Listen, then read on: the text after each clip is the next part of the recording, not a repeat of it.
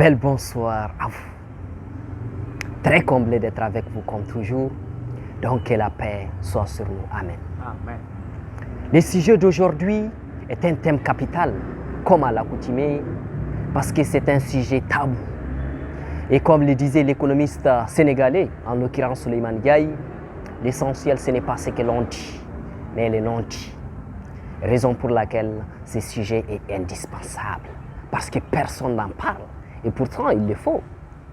Après 60 ans d'indépendance, l'Afrique est toujours colonisée, pas avec des chaînes, mais plutôt spirituellement. Ils ont enlevé les chaînettes qui nous ont entravés et imposé un système éducatif qui maintient la même colonisation. La seule différence est que la première est le physique, la seconde est le moral. Sinon, c'est la même exploitation, les mêmes ironies, les mêmes pièges qui continuent depuis 1960 jusqu'à nos jours. Toutes les décisions qui doivent être appliquées à l'intérieur, qui doivent être africaines, sont prises par l'extérieur. Toutes les exploitations qui doivent valoriser et étoffer l'Afrique sont toujours décortiquées et emballées à l'extérieur. Sans oublier nos frères et sœurs qui sont dans la diaspora, qui sont toujours persécutés et persiflés à cause de l'histoire de la colonisation. Nelson Mandela disait, être libre, ce n'est pas seulement se débarrasser de ces chaînes, mais c'est de vivre d'une façon qui respecte et renforce la liberté des autres. Voilà ce qu'on appelle la liberté. On fait semblant de dire que nous sommes indépendants, mais on sait tous qu'on est très loin de l'indépendance, parce que nos dirigeants se prosternent toujours devant leurs homologues occidentaux. L'article 13 de la Déclaration universelle des droits de l'homme écarte toujours les Noirs. Nous sommes toujours marginalisés, brutalisés, stigmatisés et ignorés par les droits du sol. Donc on ne peut pas se permettre de dire que nous sommes autonomes. Je le mentionné dans le mot qu'il y a une colonisation spirituelle, baptisée l'impérialisme. Ce dernier est siégé dans un système éducatif appelé école. Mais attention, ce n'est pas l'école qui n'est pas bon, mais plutôt le système. C'est bien d'étudier, comme le disait Nelson Mandela, l'éducation est l'arme la plus puissante pour changer le monde quand le système est bon. Mais avec un mauvais système comme le nôtre, c'est une entrave et un obstacle pour le développement parce que déjà le système est pourri. Nous faisons des choses qui n'ont rien à voir avec la réalité. D'ailleurs, c'est pourquoi on n'arrive toujours pas à inventer ni à intensifier nos conditions de vie. Le pire est que nous sommes plus de 70% dans ces écoles que moi je considère comme des prisons. Le peu parmi nous qui n'ont pas été dans ces prisons ou bien qui ont eu la chance de s'évader sont ceux qui ont créé des entreprises. Et aujourd'hui, ils sont une fierté pour l'Afrique tout entière. Qui parmi nous n'est pas fier d'Aliko Dangote, l'homme le plus riche d'Afrique? Ce dernier n'a jamais été à l'école. Et pourtant, il est fondateur d'une très grande entreprise africaine qui crée de la valeur ajoutée pour l'Afrique tout entière. Non seulement à travers sa production et le paiement des prélèvements obligatoires, mais aussi à travers le recrutement des employés qui nourrissent des familles et des familles. Voilà ce dont l'Afrique a besoin, la création d'emplois. Mais hélas, nous nous sommes focalisés sur l'école pour avoir des docteurs et des professeurs. De toute évidence, on a plus de titres que les autres continents, ça c'est évident.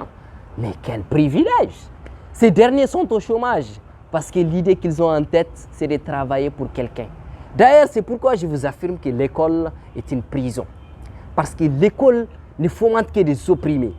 Elle nous pilote vers la trajectoire de la soumission. Elle ne nous enseigne que la servitude. L'idée générale qu'on a en tête, c'est avoir des diplômes et aller travailler pour quelqu'un. Voilà l'idée qu'on a en tête.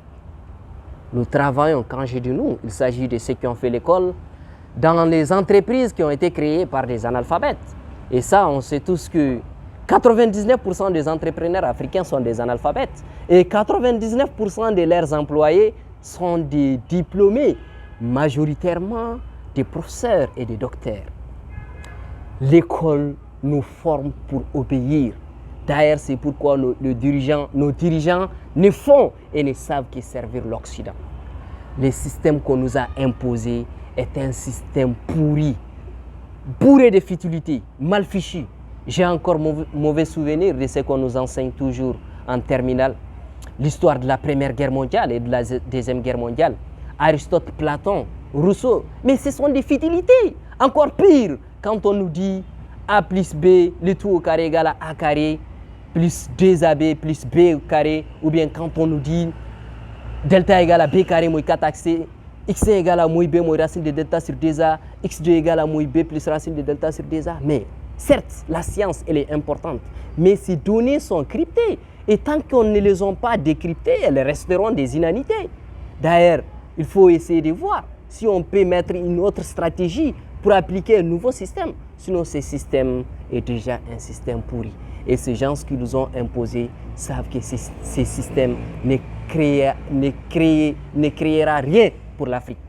Et ce que moi, j'aimerais proposer comme solution, c'est de changer le système.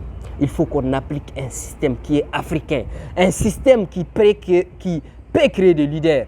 Pas comme un système qui va former des conciles qui ne font qu'obéir.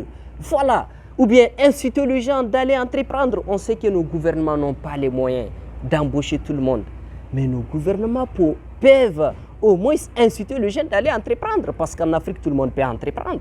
Voilà, l'Afrique, il y a des terres arabes. Il y a tout ici.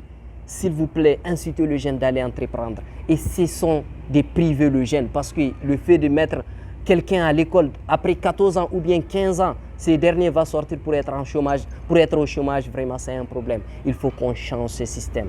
Il faut que nos dirigeants cessent de regarder les Occidentaux pour dire qu'on doit faire ce qu'ils sont en train de faire. Nous ne sommes pas sur le même chemin.